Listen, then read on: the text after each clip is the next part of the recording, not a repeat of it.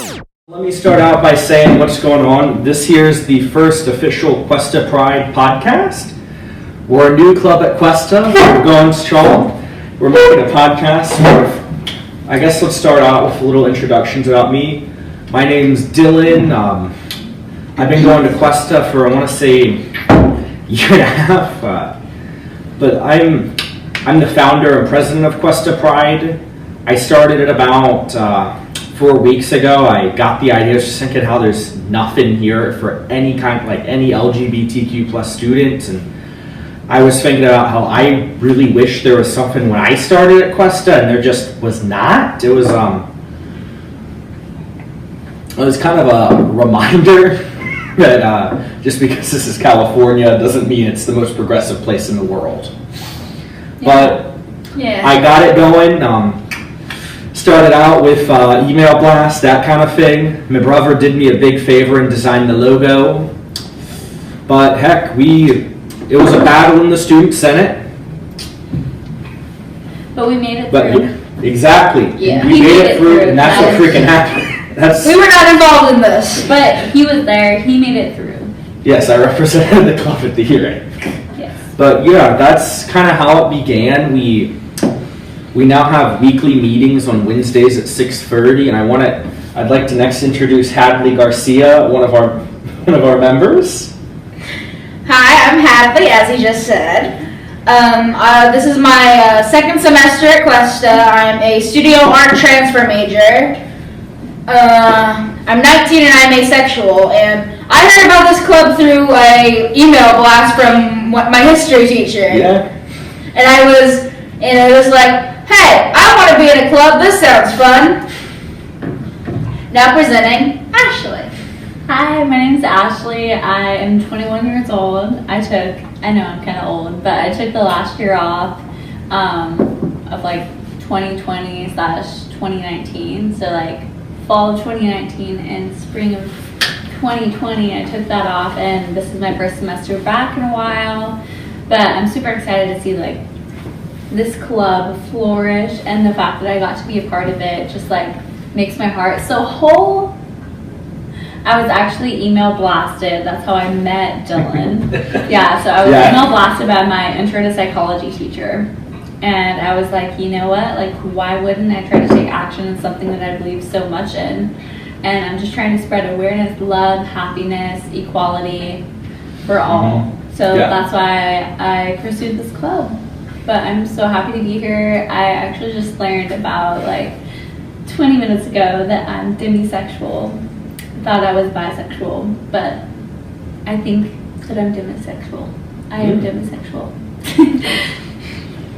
All right, incredible introductions. I guess today we're going to be talking about, especially considering this Veterans Day, is honoring our men and women who have served our nation. Today we're actually going to be talking about someone who, to my knowledge, is not taught about pretty much at all in schools when you're talking about American history. And I want to thank Hadley here who did the incredible research on this. And today we're going to be talking about Willhelm Frederick Von Steuben, I believe is the proper pronunciation. It was not, but it's fine. So as someone who went to public school, I can say I never learned about this guy, even though he's an integral part of American history. So just to start with some introduction, gay men have always been part of the American military. In an era before gay marriage or open pride, military men fell in love, formed passionate relationships and friendships with same-sex people in the same sex as them. But due to social and official discrimination, though, most of their stories have gone untold. But in the case of one of the military's founding heroes, homosexuality was always part of the story. So to give you the correct name for him, his name is Frederick Willhelm Von Steuben. Or Steuben, depending on how you pronounce it. He was originally born in what we would consider modern-day Germany. And most of his early life is not extremely important to his story, but he did join the Prussian military when he was 17 years old. And he had a really promising career. Oh, shall we just give a wee bit of background on Prussia, since I know most people probably are thinking, Russia? Prussia. It's Prussia. Yeah, so Prussia is essentially what would become, unified Prussia became the German Empire. So what we consider Germans are originally Prussians. Yeah, and it was a huge empire. But Baron von Steuben, he was in the military for that, and he became the personal aide to Frederick the Great, who, think of him as the, like Alexander the Great to the Prussian Empire. But he was, even though he had an extremely promising career in the military, he was abruptly dismissed in 1763. Most historians believe that he was dismissed because he was a homosexual person. But we can neither confirm nor deny that because there's not like the kept record, and being gay was illegal at that time. So even if he was, probably we would not know about it because he would probably got dismissed for some other reason, but that'd be the root cause. We don't know for sure, but years later he wrote about an implacable enemy that led to his firing. No, and gosh, also that isn't like being gay, or I think the word is buggery law. It's really common in a lot of, like, in particular British, but I believe also former French colonies, because like that's like especially common in the Lesser Antilles. Like that's, yeah, being gay is still illegal in a lot of countries. When you actually look at the map, like, it's crazy. And basically, after he was dismissed from the Prussian military, Baron von Steuben bounced from job to job, doing whatever he could. He later ended up in Paris, France, where he met one Benjamin Franklin, so I call him Benny G. And just to get some background on him, because you learn that Benjamin Franklin was pretty cool with homosexuality when it was considered a crime. So just to get some background, and because I love to drag historical figures, I like the hot goss that is historical figures. Benjamin Franklin was known for having relations with many Parisian prostitutes. He was also known for taking air baths, which he would sit in his apartment in Paris, completely bare, and just let the air wash all of it off of him. And neither I nor most historians can confirm nor deny that he was in a Parisian sex cult. Yeah, that's... That's the type of guy that he was. Ben Franklin was a crazy figure, very important to the development of our nation, but he was getting freaky in France. Side. He was getting freaky in France. You do crazy stuff in Paris. It's like Rome. Or Vegas. Yeah. What happens in Paris stays in Paris. Right. But yeah, that is the Benjamin Franklin we're talking about. He may be like America's grandpa, but he did some weird stuff. But basically, so Benjamin Franklin recommended Baron von Steuben to General Washington. And it was thought that he played up his qualifications while playing down the fact that he was dismissed for homosexuality. I mean, that makes sense. Yeah. That's true. Like, even that, like, Prussians really well known for strict military code. Like, Germans, I mean, also at that time, I guess you really had, like, the British, the French, the Ottomans, Russians, to Sweden. I guess Poland, Lithuania was still a country back. I'm pretty sure Poland, Lithuania was still a country back then. Pretty sure. Maybe really weak at that time, but like really, like Prussians are legitimately like strict, strong military code. Like, yeah, I mean, coming out is like so hard for just like the average person, but even being in the military, I know that they put a lot of pressure on you, especially in that era, to just be normal, and that was their what they considered normal. Yeah. You know, not being homosexual. And like I said, it was illegal in those places. But Baron von Steuben was basically unimpressed with Franklin's suggestion. He was just like, he didn't want, basically because he was like, you want to volunteer to help the American Army? He was like, no. So, basically, so instead he tried to get a job in the court of Baden, which was another pretty heavy military sort of force. I believe it was in Prussia, just a different part of Prussia. Wasn't it like a duchy? Yeah, I feel like it was a grand duchy. Something. Yeah, was towards like the bottom of the Persian Empire. But basically, his application was completely tanked when they got an anonymous letter saying he had taken familiarities with young boys, and those quotes are intended because most historians believe that he wasn't a pedophile. Like, most historians agree on that, but it was illegal to be gay, and many of his peers would view that as a, like, scandalous act akin to pedophilia. Yeah, that's like a weird, because that's like a thing, I reckon both of you have heard, like, the weird connection between Being gay. pedophiles and, like, yeah, that's a weird thing, but, like, I guess a stereotype, or, like, I don't know what the term is, but it's like, it's a connection a lot of people know about that is not true. Yeah. Like, it's... Or not true in most cases. It's Yes, definitely like a misconception that a lot of people will make just because you're gay, which is really sad for the people that are gay. Yeah. You know, and they're just a normal person. It doesn't mean that they're any worse of a person or do acts like that. Mm-hmm. But basically, so after the allegations, rather than, trying to defend himself or call some of his friends to, like, verify his, morals, Frederick Von Steuben chose to flee his homeland. And then he accepted Benjamin Franklin's offer to help the American military. And Benny G very much knew why this was happening. He could pretty much assume why he suddenly accepted this offer that was like, no, I don't want to do that. Because, Benjamin Franklin was also in the pits of the hot goss at the time. Mm-hmm. He was afraid of the way that his persona would look to other people because he knew that most people in that era weren't accepting. Well, yeah, I think you just go get your head cut off. Or Yeah, and basically, if you want to know something about Baron von Steuben's personality, he was very, like, open with his sexuality. Like, I'm gonna get into it more, but he was very flamboyant in the way he acted, which is not necessarily an indicator, but he was more open than other people of that era that we consider to probably be gay as well.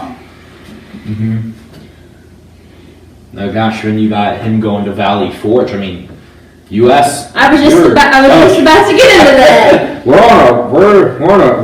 not doing well against the Brits right now. With that going on, like. But basically, Benjamin Franklin, even though, like, they knew he was homosexual, Benjamin Franklin and General Washington didn't really care, because basically what they saw was his private life has nothing to do with his military qualifications, which I feel is something that we have an issue with still today, where your sexuality or part of your personality has no basis on other parts of it.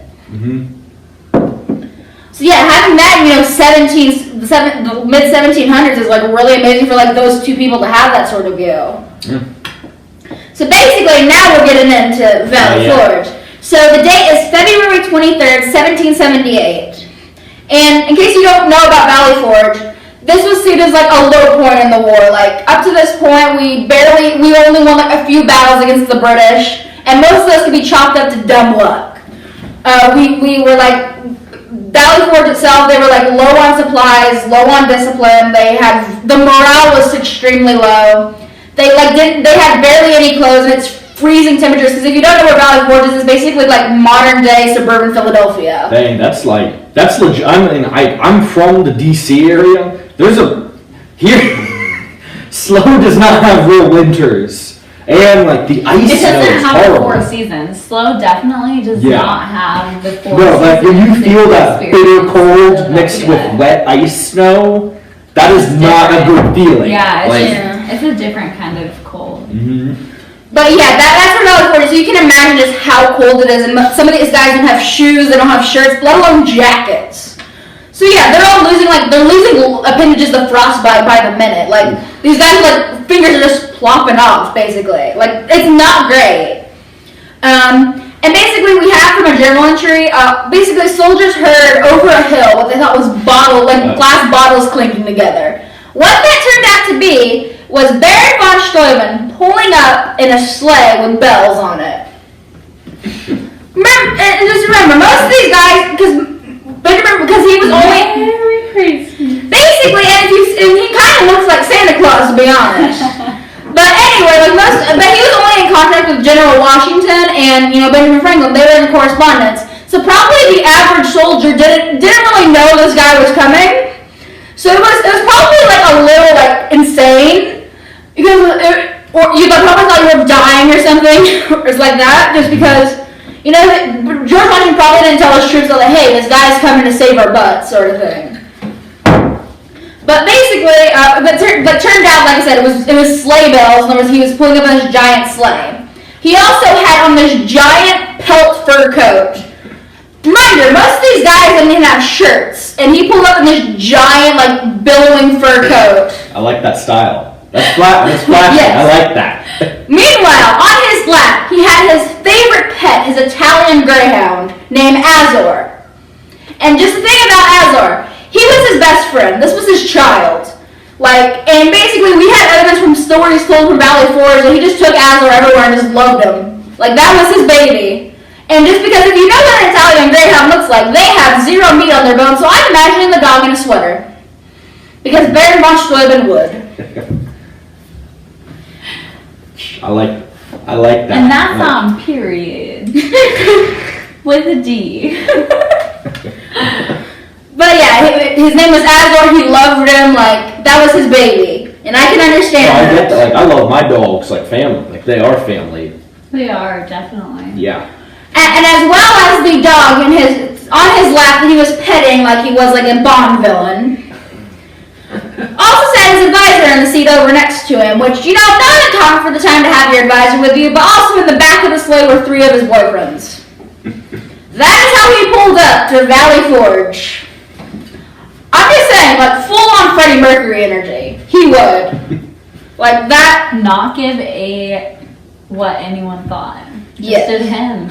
Just did He was basically, he was in that mode when you like, you like know you're gonna get fired, so you're just like, I'm done. Like, I'm just doing what I want. I'm just mean. Yeah, he was literally just. He was like, I have nothing to lose at this point. Yeah. So yeah, so when he got to Valley Forge, George Washington welcomed him with open arms. God, I can't word today. But basically, when he got to camp, he was assigned 2 aides. The guy who's not throwing away his shot, Alexander Hamilton and John Lawrence. And as most historians believe, and if you've ever seen the musical, they had what you would call a romantic friendship. Quotes intended.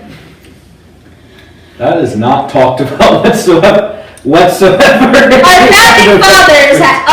father, Alexander Hamilton, may have had a relationship with John Lawrence. Is this like, sure, can we get in trouble for saying this? You sure? Probably not. Alright, hopefully, because like, that is not going to be in a let's be real, that's not going to be in a history textbook. There's a reason it's called a romantic friendship. Yeah, I mean, they typically in historic textbooks don't really record people's sexuality. I guess that's true for the most part, Not yeah. cause any like bias. And that's also one of the reasons I think Baron Von Steuben is not talked about, because his sexuality is such an integral part of this story. It's literally his whole story. Yeah, That's what makes No, it like a good. huge part. And then you got him coming to Valley Forge. You got these guys like insanely low morale. Like this is. They're like, I'm gonna die any second, and I'm okay with that. It's a weird mix too, because you got him coming in not speaking a lick of English. Yeah, he only spoke German. Like, and basically, if you've ever heard someone speak German, you know what it sounds like. Especially like yelling out drills. Yeah, but basically, a quote from George Washington about when he first arrived was, "He appears to be much a gentleman, and as far as I have had the opportunity of judging, a man of military knowledge and acquainted with the world." That was what George Washington said about Von Steuben when he first met him. So as we were talking about, he only spoke German, and basically, if you don't know about the Prussian military, they were extremely strict. And he was the drill master, so he went full metal jacketing these guys in German. And if you've ever heard someone speak German, it sounds like very angry, just inherently, almost. Definitely, most definitely. Yeah, so you basically have this, and most of these guys that are in the military, they were either born in England or in America, depending on their age. So they probably don't speak any German. So they have this guy just screaming at them in an angry foreign language, and they have no idea what's going on. And they're dying of frostbite. I'd look like a deer in the headlights. I'd literally be like... Yeah, that'd be weird, because I guess you mainly got guys speaking French and English. Majority were French and English. Yeah, I guess more Anglophones, but a decent amount of Francophones. But yeah, you wouldn't consider many Germans. But basically, when Von Steuben arrived at the camp, he was absolutely appalled by the conditions they were fighting in. Because, this is a guy that came from, honestly, one of, the best militaries, at the time. In the world. Yeah, in the world at the time. Mhm. So basically, as soon as he, like, as I said, as soon as he got to camp, he was like, this looks horrible. Now get up and we're going to start doing drills. And immediately when he got to camp, started drilling them on strict Prussian techniques. And these dudes were like hardcore, like, Prussian techniques. No in between. Yeah. He was, as I said, he was a strict drill master, but he also liked to socialize with his troops. You know what that means. I'm getting into it. No, like, even talking about this stuff is, like, really good to just bring up. Because, like, you're not going to hear, loads of kids are taught, like, early American history, Ben Franklin, John Adams, George Washington. Like, you don't learn any about that. I feel we should teach, like if we were to teach like Barry Marshall, we should be taught in the same vein as like Lafayette, like this foreigner that came to help us. Yeah. I think it's very eye-opening in the aspect of like sexually identifying people based on like their sexual preferences. You know? Yeah. So basically, getting into the wild parties they had at Valley Forge. There's my segue. One of his aides named Pierre-Ante Duponchu, I'm not sure if I'm saying that correct, it's really French, recalls a particularly wild party at Valley Forge. Has anyone ever heard about, like, when they talk about Valley Forge, like, throwing wild parties?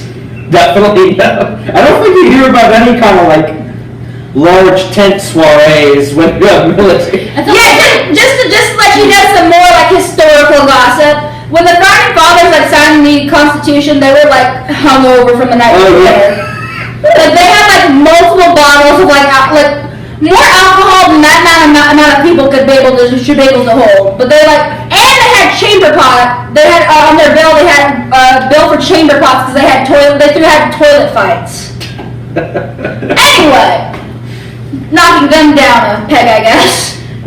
But yeah, like the founding fathers were a bunch of crazy dudes, and that's why I love them. That's even a part you don't like. You're not gonna learn about like being that's drunk the in part Philly. yeah, totally. That's the part that they keep out of the textbooks because for whatever reason they have this common misconception that if you drink and become like them, you'll be like them, and that's not the idea. If you drink multiple bottles of liquor before like a huge event, you're like the founding fathers. No, we can't badmouth them that much. Yeah. There's a big difference between drinking a bunch of beer and like horrible heat and humidity and trying to just relax and like putting down a couple bottles of rum. Yeah, like A couple bottles. Well, all the soldiers would get rum. Yeah. That's like a. But yeah, like I said, the founding fathers were actually like a bunch of cool dudes that the more I learned about this kind of stuff, the more I'm like, wow, they're actually kind of cool. They're not like these stuck No, up. it makes them more like human. Yeah. I'm like, I actually want to hang out with these guys. They sound fun. But anyway, getting back to it, so his aide basically said he recalls a particular wild party given at Valley Forge. Quote, his aides invited a number of young officers to dine at our quarters, he wrote, on condition that none should be admitted that had on a whole pair of breeches. The men dined in torn clothing, and he implied no clothing at all. Getting a little air bath action going. Yeah. Yep. But Von Steuben didn't just throw sexually charged parties at Valley Forge. He also formed intense relationships with other men at the camp. He became close with William North and Benjamin Walker, who were aides to camp who have been seen as having their own romantic relationship. And yeah, gosh, because I want to say like after the U.S. ends up winning too, that he's granted U.S. citizenship, moves to New York, which took a while for us to even get. Yeah. There was a stronghold. It took even longer for us to get because some British subjects were getting shipped to Canada and the Bahamas. Maybe that was specifically Virginians going to the Bahamas. Yeah, but I know it was held longer. Yeah. And so basically God, I lost my place. Well, they were together with him. So basically they were in a relationship with each other, and Von Von Steuben also became sexually and romantically involved with North. His relationship with John North, was that it? with North. He was like, but we don't know how close he was with Walker. But yeah, he had a relationship with other men in the military.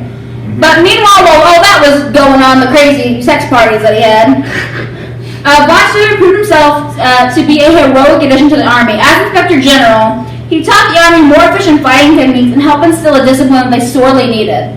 Because most people forget, the Revolutionary Army was not soldiers, and they were going up against probably one of the biggest militaries in the world at that point. And also, huge amount of Hessian mercenaries, legitimately scary German dudes. They had very well-trained mercenaries. Yeah, they had one scary German dude. But yeah, these were a bunch of farmers and lawyers who had no idea what they were doing. So basically those techniques worked. He got really got instilled, got strictness. He instilled those fighting techniques, and he actually wrote a drill manual for the Army that is still partially in use today.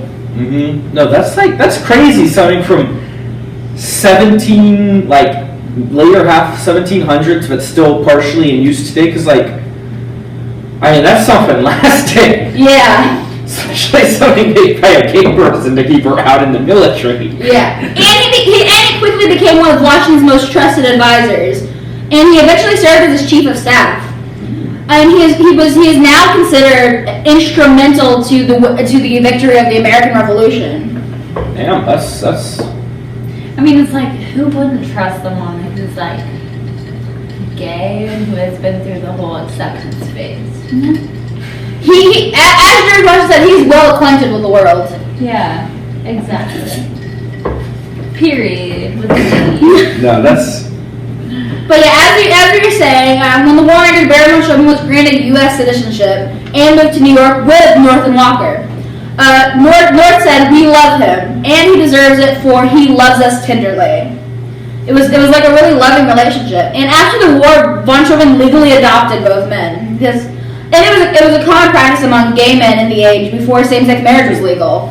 So, could you adopt someone if they're the same age as you? You can adopt someone that you're in love with and be I'm adopting them. Basically, instead of marrying them, I'm adopting them. Basically, it was so they could legally live in the same house, and so they could share finance and stuff like that. But I'm thinking of the process of I want to adopt this grown man.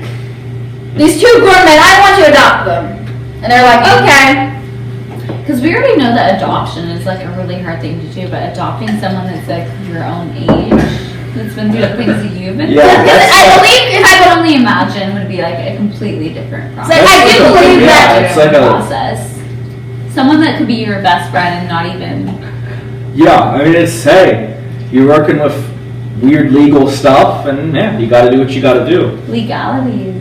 I believe that North and Walker were younger than him because they carried on his estate after he died. But yeah, they lived together and they managed his finances together. And and they inherited his estate when he died in 1794. And John Mulligan, who was also gay, served as Steuben's secretary and is thought to have had a relationship with the Baron as well. And when von Steuben died, he inherited. He truly cared about these men that he were with. Sure, inheriting stuff like this. But yeah, during von Steuben's lifetime, the concept of gay marriage, gay pride, or coming out was unthinkable, and there was no language or open culture of homosexuality. But historical homosexual relationships have always been actually really common. Yeah. Can you imagine? Do you really think our generation is different from their generation, or do you think that more people hid it because they were scared of the detrimental effects of being able to? That's a horrible thing. Look at a map of the globe on how many countries where it's illegal to be gay. It's bloody bonkers. Seriously, it's crazy because also a lot of these laws that not in this time but early 1800s Victorian era, or sorry, not early, but a lot of those laws regarding buggery, I think is the term used, or sodomy, it's still active in a lot of countries. I mean, freaking India, I want to say, overturned one of those laws like last year. Like, it's crazy. A lot of these, like, almost like very old colonial laws still exist in a lot of newer nations. Law, it's weird. Like, it's just when you grow up in the United States, you always grow up thinking that it could be better, which it could be better in any nation that you're in. But really, in the United States, we do have a lot better than like most. Oh my gosh! Can you imagine being born in Mali? Yeah. Like, it would be. I couldn't imagine. I would, or like, especially like with me, the Caribbean. A lot of the countries there, it's illegal to be gay. You'll get thrown in prison. I know definitely prison sentences. A few other not great things. Which is like so sad. So sad. Like, it literally makes me want to cry that people just like can't be who they are without like the feeling of like not thinking that they're accepted by people that run their literal country. Like, exactly what you mean. Like, horrible. The thing, when you say that, the thing that really comes to mind to me is Jamaica. Like, what I think it's called, like, the worst place to be gay in the Caribbean. Or maybe that's Haiti. But it's like, yeah, people there are like, it's not a good, it's crazy. This still exists on such a large scale. It's crazy. Like, most of Afro-Eurasia and the Americas, some good, but still a lot of bad. It's like 50-50. It really is. When it comes to like Eurasia, say less. Yeah. But even though like homosexual relationships have always been kind of commonplace, it doesn't mean that being in the colonies being gay was condoned. Sodomy was still a crime in colonial America. But romantic relations between men were widely tolerated until the 19th century. And only in the 20th century did the U.S. military begin to officially discriminate against people who are expected to be gay with like policies like don't ask, don't tell. Can I ask you, because I'm moderately familiar with don't ask, don't tell, but when did it more become like just completely not accepted, like even behind closed doors? Because I mean, there's always been gay people in the military. It's a great place to be if you're gay. You're just surrounded by men all the time. I feel like it's always been a thing since like the earliest era, but it's become more accepted in our era. Yeah. To be able to talk about who you are sexually. It wasn't like I said, romantic relationships, it wasn't like fully accepted, but it wasn't like condoned the same way as it is in other times. It was more like, do it over there in the woods where we can't see you and you're all good. No, gosh, and that's also got like, when you say that, a thing that comes to mind to me, especially, is Hellenic Greece. That like comes to mind in particular, especially like, because I mean, then you have all the Greeks spreading out, Alexander, but that comes to mind to me when you say that, like more of the old, like the old much souls. older. Yeah, the old souls. Like not even like BC, like BC times. But no, it's like, it's great even just talking about this stuff, because this is something I'd be willing to wager kids are not going to learn about in school. Because like, it's definitely not in any of the American history classes I've taken at Cuesta. Definitely not, but that's what we're here for, Dylan, is to try and educate the world and make the world a better place and spread education and equality and love and acceptance, right? And that people of the LGBT community have always been part of about the world story. Whether they choose to accept it or not. Yes. Oh yeah. We're here, and we're here all the time. We are. But Von Steuben may have been one of the early America's most open LGBTQ figures, but he was hardly the only man whose love for other men was well known. And although he helped save the American Army and basically one of the reasons we won the war that gave us independence, his contribution is largely forgotten today. And I think the best way to close this out is a quote from Eric Krugge from the Smithsonian. Though his name is little known among Americans today, every U.S. soldier is indebted to Von Steuben. He created America's professional army. Yeah, that's like... I literally appreciate him so. That was fun. That was really fun.